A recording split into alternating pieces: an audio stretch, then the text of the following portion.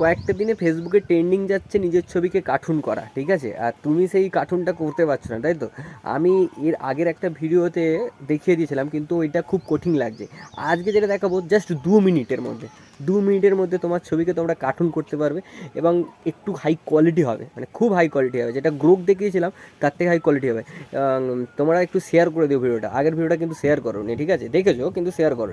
চলো শেয়ার করে দাও আর আমি তোমাদেরকে সবটা শিখিয়ে দিই, ঠিক আছে? চলো চলো চলো, জাস্ট চলে যাবে প্লে স্টোরে গিয়ে চ্যাট জিপিটি ইনস্টল করতে হবে। চ্যাট জিপিটি দেখো এই যে অ্যাপসটা ইনস্টল হচ্ছে 26.12 MBর, সেই 26.12 MB এটা অ্যাপসটা ইনস্টল করার পর দেখো এই অ্যাপসটা ইনস্টল হলো।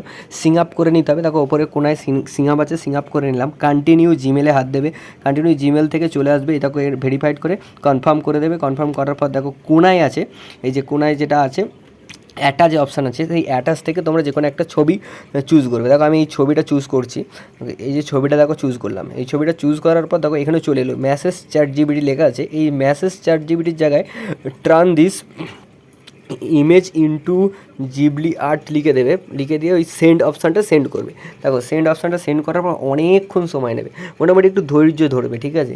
কারণ একটা ভালো জিনিস পাওয়ার জন্য তোমাকে ধৈর্য ধরতে হবে। দেখো আমি অনেকক্ষণ লোডিং নিয়েছি, অনেকক্ষণ লোডিং নেওয়ার পর আমি ওখানে ক্লিক করলাম। ক্লিক করার পর দেখো ঘুরছে, আবার ব্যাক করে আমি দেখলাম। দেখো আস্তে আস্তে এরকম একটা কোয়ালিটির আসছে, দেখো প্রিমিয়াম কোয়ালিটির আসছে। বেশ এই ছবিটা দিয়েছিলাম, দেখো এই যে ছবিটা দিয়েছিলাম, এই ছবিটার পরিপ্রেক্ষিতে এই ছবিটা দিয়েছে, খুব সুন্দর একটা এসেছে।